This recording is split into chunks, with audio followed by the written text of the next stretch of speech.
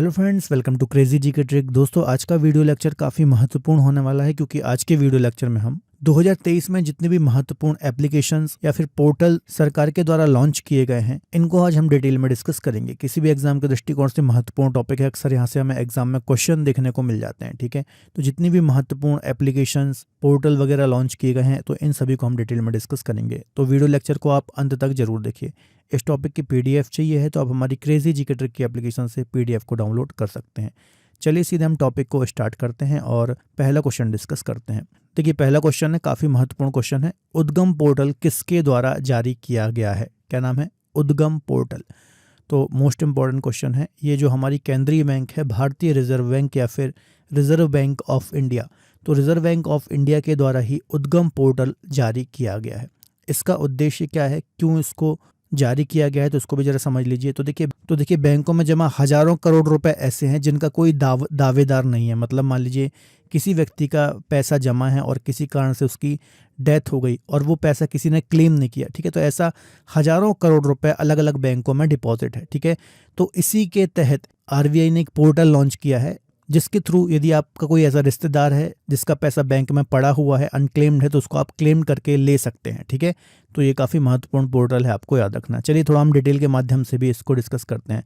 देखिए, भारतीय reserve bank ने 17 अगस्त 2023 को उद्गम पोर्टल नामक एक केंद्रीकृत वेब पोर्टल को लॉन्च किया है। ठीक है, इसका उद्देश्य क्या है? तो दावा नहीं की गई राशि को ट्रैक करना, ठीक है, या फिर उसको क्लेम करना।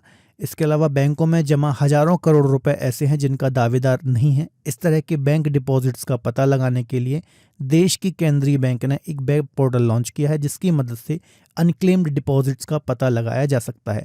आरबीआई के जो गवर्नर हैं शशिकांत दास, इन्होंने वेब पोर्टल को लॉन्च किया और इसको आरबीआई ने ही डेवलप किया है। तो ये सारी डिटेल याद रखिएगा, महत्वपूर्ण पोर्टल है, आपको याद रखना है। ठीक है, चलिए अब आप कमेंट में थोड़ा सा मुझे आरबीआई के बारे में बताइए कि आरबीआई की स्थापना कब हुई थी। ठीक है, इसका आप मुझे कमेंट में आंसर दीजिए। चलिए अगला क्वेश्चन देख लेते हैं, ये भी काफ़ी महत्वपूर्ण है। नारकोटिक्स कंट्रोल ब्यूरो द्वारा निम्न में से कौन सा पोर्टल जारी किया गया है? तो इसके द्वारा बच्चों निदान पोर्टल को जारी किया गया है। काफ़ी महत्वपूर्ण ये क्वेश्चन है, यहाँ से भी एग्जाम में क्वेश्चन आ सकता है। क्यों? इसका उद्देश्य क्या है? तो जो मादक पदार्थ होते हैं, ठीक है, जिनसे नशे किए जाते हैं, तो इसकी तस्करी से जुड़े जो अपराध हैं, ठीक है, उन पर नियंत्रण करना, या फिर जो मादक पदार्थों की तस्करी करते हैं, इनसे जुड़े जो अपराधी हैं उनका विवरण हासिल करना इस पोर्टल का उद्देश्य है। आपको याद रखना है। कौन सा पोर्टल है? निदान पोर्टल है। अब ऐसा भी क्वेश्चन आ सकता है कि निदान पोर्टल को किस एजेंसी के द्वारा जारी किया गया है? तो नारकोटिक्स कंट्रोल ब्यूरो के द्वारा इसको जारी किया गया है। कैसा भी क्वेश्चन एग्जाम में आ सकता है, आपको दोनों पॉइंट याद रखने हैं। ठीक है, चलिए थोड़ा हम डिटेल डिस्कस करते हैं। देखिए, जो भी गिरफ्तार नार्को अपराधी हैं, तो इनके लिए राष्ट्रीय एकीकृत डेटाबेस निदान पोर्टल, जिसको नारकोटिक्स कंट्रोल ब्यूरो द्वारा विकसित किया गया है, अपनी तरह का ये एक पहला डेटाबेस है, आपको याद रखना है। यह नारकोटिक्स समन्वय तंत्र पोर्टल का हिस्सा है जिसे केंद्रीय गृह मंत्री अमित शाह ने चंडीगढ़ में ड्रग ट्रैफिकिंग और राष्ट्रीय सुरक्षा पर राष्ट्रीय सम्मेलन के दौरान इसको लॉन्च किया था। इसका उद्देश्य क्या है? तो मानक पदार्थों की तस्करी से जुड़े अपराधों का विवरण हासिल करना, निदान सभी तरीके के नशीले पदार्थों के अपराधियों से संबंधित डेटा के लिए वन स्टॉप समाधान है। यह नशीले पदार्थों के मामलों की जांच करते समय बिंदुओं को जोड़ने के लिए एक प्रभावी उपकरण के रूप में जांच एजेंसियों की मदद करेगा। ठीक है, तो ये सभी पॉइंट याद रखिएगा, काफ़ी महत्वपूर्ण है। एक पॉइंट याद रख लीजिएगा कि नारकोटिक्स कंट्रोल ब्यूरो के द्वारा इसको जारी किया गया है और किससे संबंधित? मादक पदार्थों की तस्करी से जुड़े अपराधियों का विवरण हासिल करना इसका उद्देश्य है। अगले क्वेश्चन को डिस्कस करने से पहले थोड़ा सा मैं आपको अपडेट देना चाहूँगा। यदि आप हमारे साथ जुड़ करके किसी भी एग्जाम की तैयारी करना चाहते हैं तो आप हमारी रूट एप्लीकेशन और क्रेजी जी के ट्रिक की एप्लीकेशन को डाउनलोड कर सकते हैं। यहाँ पर आपको डिफरेंट कोर्सेज मिल जाते हैं, इन कोर्सेज को आप अवेल कर सकते हैं। देखिए, यहाँ पर आपको इंडिविजुअल सब्जेक्ट की भी फैसिलिटी मिलती है और आपको डिफरेंट फाउंडेशन बैच भी यहाँ पर देखने को मिल जाते हैं। यदि आप मुझसे ज्योग्राफी पढ़ना चाहते हैं तो हमारी रूट एप्लीकेशन और क्रेजी जी की ट्रिक की एप्लीकेशन पर डिफरेंट कोर्सेज आपको ज्योग्राफी के मिल जाते हैं, तो आप मेरे कोर्सेज अवेल कर सकते हैं। जीएस फाउंडेशन पढ़ना चाहते हैं तो आरंभ बैच है हमारा, आपको जीएस फाउंडेशन स्ट्रॉन्ग करना है तो आप ये वाला बैच अवेल कर सकते हैं। लिंक डिस्क्रिप्शन बॉक्स में दी हुई है। मैक्सिमम डिस्काउंट के लिए DSCGT कूपन कोड को अप्लाई करना ना भूलें। अगला क्वेश्चन डिस्कस कर लेते हैं। अगला क्वेश्चन भी महत्वपूर्ण है। सुस्वागतम पोर्टल निम्नलिखित में से किसने जारी किया है? सुस्वागतम पोर्टल तो सुप्रीम कोर्ट के द्वारा, जो सर्वोच्च न्यायालय है हमारे भारत का सुप्रीम कोर्ट है, उसके द्वारा सुस्वागतम पोर्टल जारी किया गया है। अब इसके नाम से ही आप समझ पाएंगे, इसको रिलेट कर पाएंगे कि जो अदालत परिसर होता है ना, जो कोर्ट परिसर होता है, इसमें जो प्रवेश करते हैं लोग, है ना, जो भी आते हैं, तो उनके ऑनलाइन इलेक्ट्रिक पास बनाने के लिए, ठीक है, यदि मान लीजिए आप अदालत की कार्यवाही को देखना चाहते हैं, उसकी सुनवाई में भाग लेना चाहते हैं, जो वकील होते हैं उनसे मिलना चाहते हैं, ठीक है, तो इसके लिए आपको एक ई पास दिया जाएगा, ठीक है। तो इसके लिए ही यह पोर्टल लॉन्च किया गया है। आप चलिए थोड़ा हम डिटेल डिस्कस करते हैं। भारत के मुख्य न्यायाधीश न्यायमूर्ति डॉक्टर धनंजय यशवंत चंद्रचूड़ ने अगस्त 2023 में इस पोर्टल की घोषणा की। उद्देश्य क्या है? तो अदालत परिसर में प्रवेश के लिए आगंतुकों के लिए ऑनलाइन इलेक्ट्रिक पास बनाने हेतु। सीजीआई ने कहा है सुस्वागतम एक वेब आधारित और मोबाइल अनुकूल एप्लीकेशन है। ये एक एप्लीकेशन होगी। यह उपयोगकर्ताओं को खुद को ऑनलाइन पंजीकृत करने और अदालत की सुनवाई में भाग लेने, अधिवक्ताओं से मिलने और विभिन्न उद्देश्यों के लिए ई पास के लिए अनुरोध करने की अनुमति देता है, ठीक है। ये सारी चीज़ें याद रखिएगा, महत्वपूर्ण है। चलिए अगला क्वेश्चन डिस्कस कर लेते हैं। परीक्षा संगम पोर्टल निम्नलिखित में से किसके द्वारा जारी किया गया? तो ये भी काफ़ी महत्वपूर्ण क्वेश्चन है। इसका आंसर हो जाएगा CBSE, central board of secondary education इसका फुल फॉर्म है। आप जानते ही होंगे, आप में से बहुत सारे लोगों ने CBSE से पढ़ाई भी की होगी, ठीक है। इसकी स्थापना कब हुई थी? तो 2 जुलाई 1929 को इसकी स्थापना हुई थी। तो CBSE के द्वारा ही परीक्षा संगम पोर्टल को लॉन्च किया गया है, इसको जारी किया गया है, आपको याद रखना है।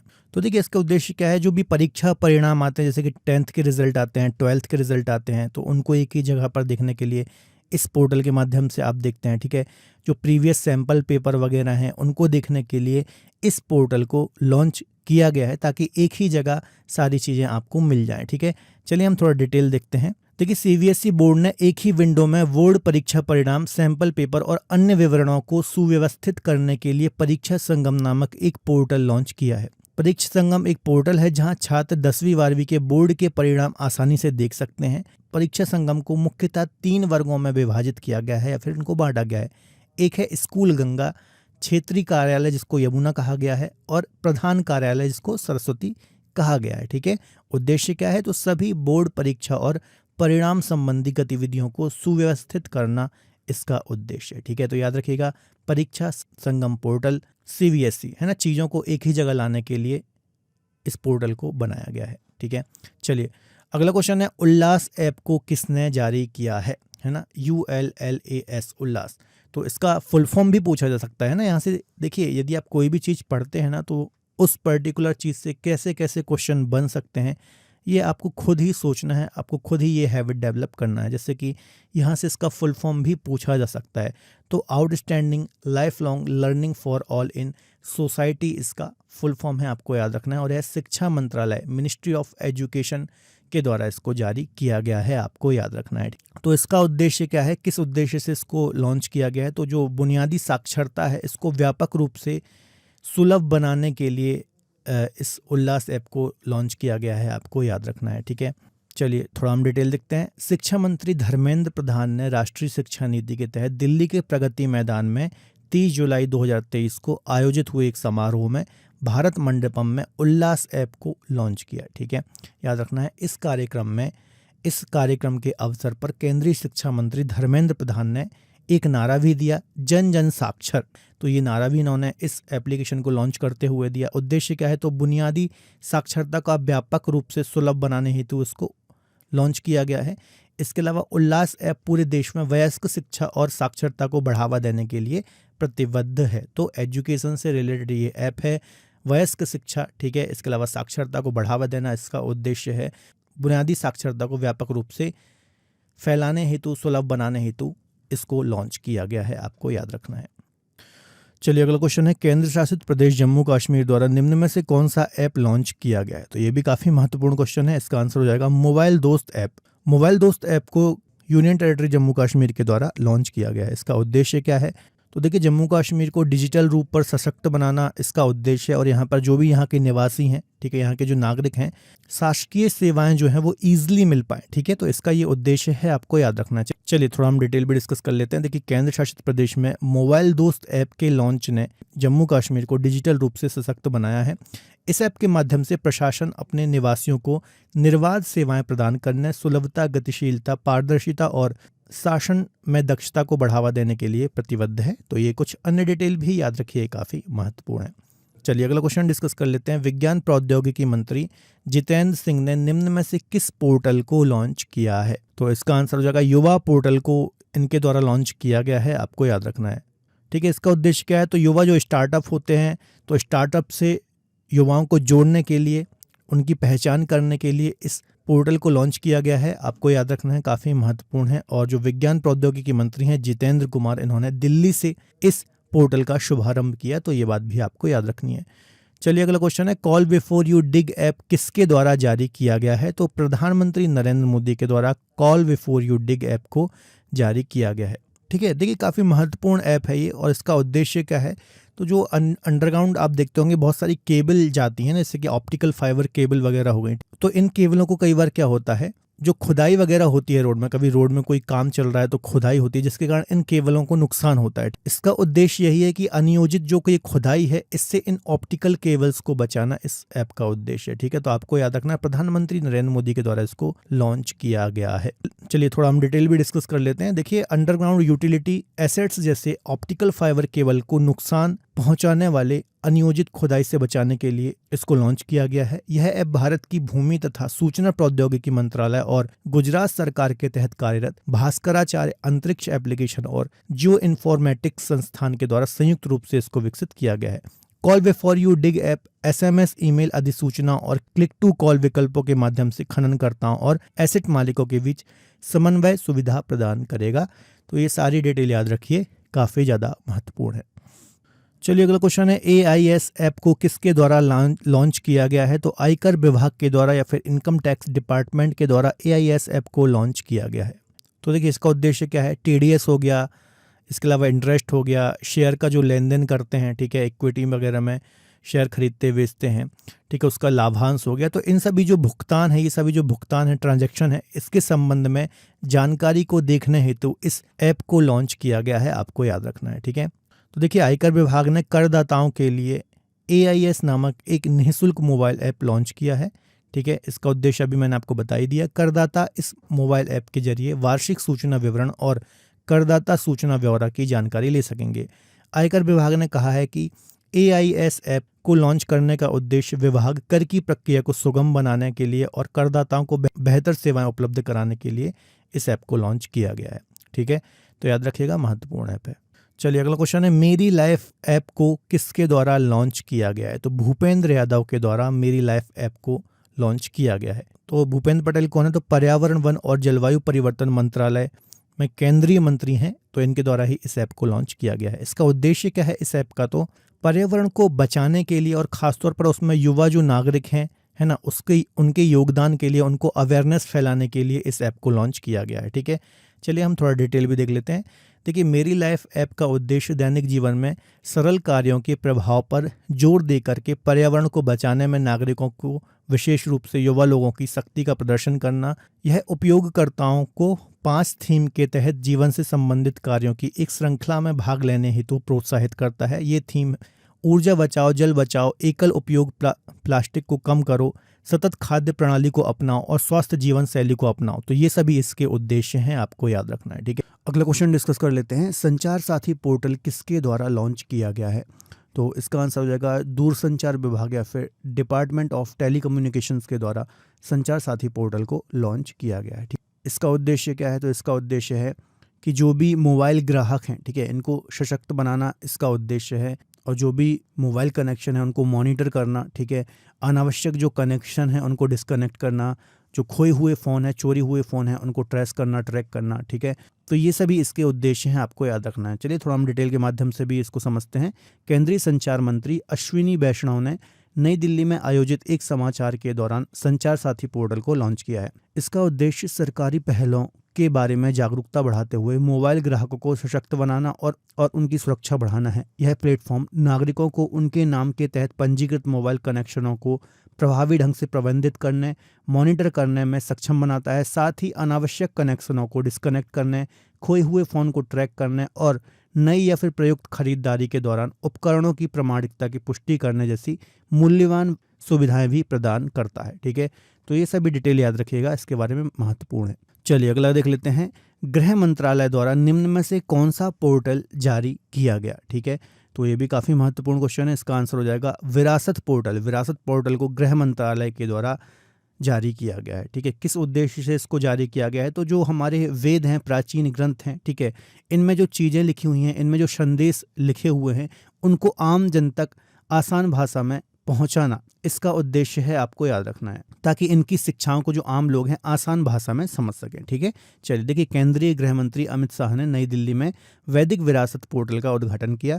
पोर्टल का प्राथमिक उद्देश्य वेदों में निहित संदेशों को संप्रेषित करना और इसे आम लोगों के लिए अधिक सुलभ बनाना है। पोर्टल वैदिक विरासत के बारे में जानकारी खोजने वाले किसी भी व्यक्ति के लिए वन स्टॉप समाधान के रूप में कार्य करेगा, जिससे उनके लिए वेदों के संदेशों और शिक्षाओं को समझना और भी आसान हो जाएगा। इस पोर्टल का संचालन इंदिरा गांधी राष्ट्रीय कला केंद्र करेगा। तो ये सारी डिटेल याद रखिएगा।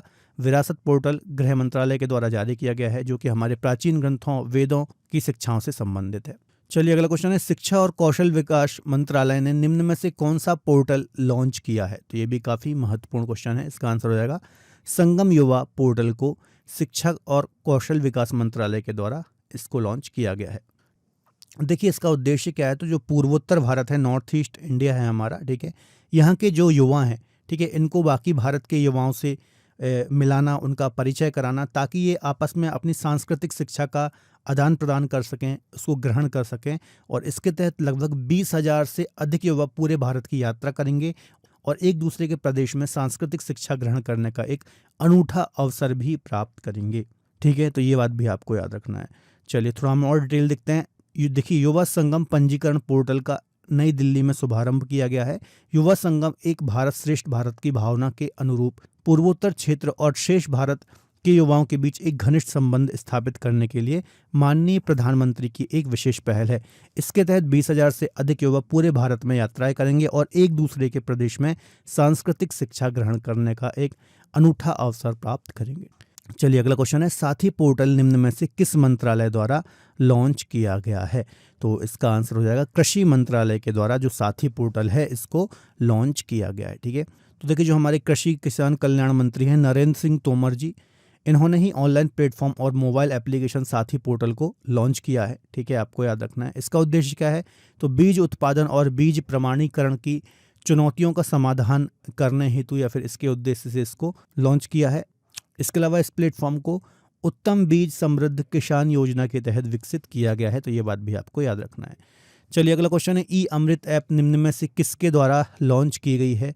तो काफ़ी महत्वपूर्ण है ये नीति आयोग के द्वारा इसको लॉन्च किया गया है। अब फटाक से नीति आयोग के बारे में बता दीजिए, तो इसके सीईओ कौन है और इसकी स्थापना कब हुई थी? तो देखिए, इसका जो उद्देश्य है, इलेक्ट्रिक मोबिलिटी को बढ़ावा देने के उद्देश्य से इस ऐप की शुरुआत की गई है, आपको याद रखना है। देखिए, भारत जो है ये दुनिया में 5वां सबसे बड़ा और काफ़ी तेज़ी से आगे बढ़ने वाला वाहन बाजार है, आप जानते ही होंगे। ठीक है, और ऐसे जो इनिशिएट हैं, जैसे ई अमृत ऐप है ना, तो ऐसे जो इनिशिएट हैं, इनके द्वारा जो इलेक्ट्रिक वाहन का चलन है, इसमें और तेज़ी आएगी और तेज़ी से इसकी डिमांड बढ़ेगी, आपको याद रखना है। ठीक है, तो याद रखिएगा, ई अमृत ऐप इलेक्ट्रिक मोबिलिटी को बढ़ाने के उद्देश्य से इसको लॉन्च किया गया है नीति आयोग के द्वारा। चलिए अगला क्वेश्चन है, शैली ऐप निम्न में से किस राज्य सरकार के द्वारा जारी किया गया है? तो केरल सरकार के द्वारा इसको जारी किया गया है। ठीक है, इसका उद्देश्य क्या है? तो केरल राज्य में लोगों के बीच जीवन शैली की बीमारियों का निदान और नियंत्रण करना इसका उद्देश्य है, आपको याद रखना है। इस ऐप को नव केरल कर्म योजना के तहत स्वास्थ्य विभाग या फिर जो इनका हेल्थ डिपार्टमेंट है, इनके द्वारा शुरू किया गया है। ठीक है, तो याद रखिएगा, शैली ऐप केरल सरकार बीमारियों के निदान और नियंत्रण से संबंधित है। चलिए अगला क्वेश्चन है, वेस्कॉम कंपनी द्वारा कौन सा ऐप जारी किया गया है? तो ठीक है, तो इसके द्वारा ईवी मित्र ऐप जारी किया गया है, आपको याद रखना है। तो देखिए, बेंगलुरु में स्थित एक बिजली कंपनी है, आपको याद रखना है। और इसका उद्देश्य क्या है, तो बेंगलुरु कर्नाटक में ईवी चार्जिंग जो स्टेशन है इसके बारे में जानकारी प्रदान करना है ना। आप जानते ही होंगे कि तेजी से जो इलेक्ट्रिक व्हीकल हैं इनका चलन बढ़ रहा है और आगे इनको और तेजी से बढ़ना है, ठीक है। तो इसी के संबंध में जो ये गाड़ियाँ चार्ज होंगी वो कैसे होंगी, तो ईवी स्टेशनों के थ्रू चार्ज होंगी। तो इनके बारे में ही जानकारी प्रदान करना इसका उद्देश्य है, आपको याद रखना है, ठीक है। बेस्कॉम कंपनी, तो आपको याद रखना है, काफ़ी महत्वपूर्ण है, ठीक है। देखिए यहाँ पर उद्देश्य लिखा हुआ है, बेंगलुरु कर्नाटक में ईवी चार्जिंग स्टेशनों के बारे में जानकारी प्रदान करना। ऐप में इलेक्ट्रिक वाहनों को रिचार्ज करने के लिए प्रत्येक स्टेशन में शुल्क की जानकारी भी दी जाएगी, ठीक है। मतलब किस स्टेशन में कितना चार्ज है ना, कहाँ पर कौन सा स्टेशन है, चार्जिंग स्टेशन है, ये सभी जानकारी ऐप में होगी। चलिए अगला क्वेश्चन है, बाल रक्षा ऐप को किसने लॉन्च किया है, तो सर्बानंद सोनोवाल के द्वारा बाल रक्षा ऐप को लॉन्च किया गया है, आपको याद रखना है, काफ़ी महत्वपूर्ण है। देखिए, जो ये सर्बानंद सोनोवाल हैं ये केंद्रीय आयुष मंत्री हैं, आपको याद रखना है। और इन्होंने ही अखिल भारतीय आयुर्वेद संस्थान के बच्चों के लिए एक टीकाकरण केंद्र का उद्घाटन किया है। साथ ही उन्होंने बाल रक्षा ऐप को भी लॉन्च किया है, आपको याद रखना है। उद्देश्य क्या है, तो आयुर्वेद के माध्यम से बाल चिकित्सा देखभाल पर माता पिता को जागरूक बनाना इसका उद्देश्य है, आपको याद रखना है। और यह ऐप माता पिता से उनके बच्चों के स्वास्थ्य और प्रतिरक्षा पर किट के प्रभाव के बारे में प्रतिक्रिया भी एकत्र करेगा, ठीक है। तो आपको याद रखना है। चलिए अगला क्वेश्चन देखते हैं, फ्लड वॉच ऐप निम्न में से किसके द्वारा लॉन्च किया गया है, तो केंद्रीय जल आयोग के द्वारा फ्लड वॉच ऐप को लॉन्च किया गया है, ठीक है। इसका उद्देश्य क्या है, तो समय पर बाढ़ का अनुमान लगाने के लिए इस ऐप को लॉन्च किया गया है, आपको याद रखना है, ठीक है। देखिए, जो बाढ़ से प्रभावित क्षेत्र हैं तो रियल टाइम में उसकी जानकारी प्रदान करेगा ये ऐप कि वहाँ पर क्या स्थिति है, ठीक है। इन सभी के बारे में बताएगा, तो आपको याद रखना है, ये ऐप केंद्रीय जल आयोग के द्वारा लॉन्च किया गया है, ठीक है। चलिए और डिटेल लिखते हैं। हाल ही में केंद्रीय जल आयोग द्वारा फ्लड वॉच ऐप जारी किया गया। वास्तविक समय में बाढ़ के अनुमान के लिए या फिर बाढ़ के अनुमान को लगाने के लिए इसको जारी किया गया है। केंद्र सरकार ने प्रभावित क्षेत्रों में बाढ़ की स्थिति पर रियल टाइम जानकारी प्रदान करने के लिए यह ऐप लॉन्च किया है। केंद्रीय जल आयोग CWC के अध्यक्ष कुशविंदर वोहरा ने फ्लड वॉच ऐप लॉन्च करते हुए कहा है कि ऐप का उद्देश्य बाढ़ से संबंधित जानकारी प्रसारित करने के लिए मोबाइल फ़ोन जिसमें 7 दिनों तक का पूर्वानुमान प्रदान किया जाएगा। चलिए अगला क्वेश्चन है, सरपंच संवाद ऐप निम्न में से किसके द्वारा जारी किया गया है, तो असम के राज्यपाल के द्वारा सरपंच संवाद ऐप को जारी किया गया है। तो देखिए, जो असम के राज्यपाल हैं गुलाब चंद्र कटारिया, तो इन्होंने ही राजभवन में आयोजित एक भव्य समारोह में सरपंच संवाद ऐप को लॉन्च किया है, ठीक है। पूरे देश या फिर पूरे भारत में जो सरपंच हैं एक डिजिटल नेटवर्क के थ्रू यहाँ पर जुड़े होंगे, ठीक है, या फिर इनका एक डिजिटल नेटवर्क बनाया जाएगा, आपको याद रखना है, इस ऐप के माध्यम से। इसके अलावा जो ये ऐप है क्वालिटी काउंसिल ऑफ इंडिया के द्वारा इसको विकसित किया गया है। यह एप्लीकेशन विशेष रूप से ग्राम पंचायत कार्यालयों में सक्रिय रूप से सेवारत सरपंचों के लिए डिज़ाइन किया गया है, ठीक है। तो ये कुछ अन्य डिटेल भी याद रखिएगा, महत्वपूर्ण है। तो दोस्तों, ये हमने 20 महत्वपूर्ण क्वेश्चंस को डिस्कस किया है। अब कुछ अन्य क्वेश्चंस को भी हम एक बार शॉर्ट में वन लाइनर में डिस्कस करेंगे। चलिए देखिए, एक और ऐप है अब प्रहरी ऐप। ये किसके द्वारा जारी की गई है, तो IIT दिल्ली के द्वारा इसको जारी किया गया है। इसका उद्देश्य क्या है, तो शहरी क्षेत्रों में जल जमाव की समस्या से निपटने के लिए इसको जारी किया गया है। एक है जलदूत ऐप, तो ग्रामीण विकास मंत्रालय के द्वारा इसको जारी किया गया है और देश भर के गाँव में चयनित कुओं में जल स्तर का पता लगाने के लिए इसको जारी किया गया है। कुंभ ऐप है एक, इसको राष्ट्रपति द्रौपदी मुर्मू के द्वारा जारी किया गया है। इसमें लगभग 12 अनुसूचित भारतीय भाषाओं में इंजीनियरिंग पाठ्यक्रम और किताबें उपलब्ध होंगी। अगला है स्केल ऐप, इसको शिक्षा मंत्री धर्मेंद्र प्रधान के द्वारा जारी किया गया है। चमड़ा उद्योग के कौशल सीखने, मूल्यांकन और रोजगार के जरूरतों के लिए समाधान करना इसका उद्देश्य है। अगला है समाधान पोर्टल, तो विश्वविद्यालय अनुदान आयोग छात्रों से संबंधित शिकायतों का निवारण करना इसका उद्देश्य है। अगला है लकी बिल ऐप, केरल राज्य सरकार के द्वारा इसको जारी किया गया है। GST चोरी पर अंकुश लगाना इसका उद्देश्य है। अगला है झरनी युवा पोर्टल, तो झारखंड सरकार के द्वारा इसको जारी किया गया है। इसके माध्यम से सरकार रोजगार की तलाश कर रहे उम्मीदवारों को मंच प्रदान करेगी। तो ये कुछ अन्य उद्देश्य हैं, ठीक है। जो भी पोर्टल है या फिर ऐप है, किसके द्वारा जारी किया गया है, किस संस्था के द्वारा जारी किया गया है, किस मंत्रालय के द्वारा जारी किया गया है, उसका उद्देश्य क्या है, तो ये 3 चीज़ें आपको ज़रूर पता होना चाहिए। यहाँ से ही आपके क्वेश्चन एग्जाम में देखने को मिलेंगे। जाते जाते मैं आपके लिए एक क्वेश्चन छोड़ रहा हूँ कि प्रहरी ऐप का संबंध किससे है, किसके द्वारा यह जारी किया गया है और इसका उद्देश्य क्या है, ये आपको कमेंट बॉक्स में बताना है। ठीक है। तो ये आज मैंने कुछ आपको महत्वपूर्ण ऐप्स के बारे में बताया है, पोर्टल्स के बारे में बताया है जहाँ से आपके एग्जाम्स में क्वेश्चन आ सकते हैं। तो इन सभी क्वेश्चंस को अच्छे से आपको नोट डाउन करना है और पढ़ना है। तो फिलहाल आज के वीडियो लेक्चर में इतना ही। यदि आपको इस टॉपिक की पीडीएफ चाहिए है तो आप हमारी क्रेजी जीके ट्रिक की एप्लीकेशन से पीडीएफ को डाउनलोड कर सकते हैं। वीडियो कैसा लगा कमेंट में जरूर बताइए। मिलेंगे अगले बेहतर लेक्चर में, तब तक अपना ध्यान रखिए और पढ़ते रहिए। बाय बाय, टेक केयर, जय हिंद।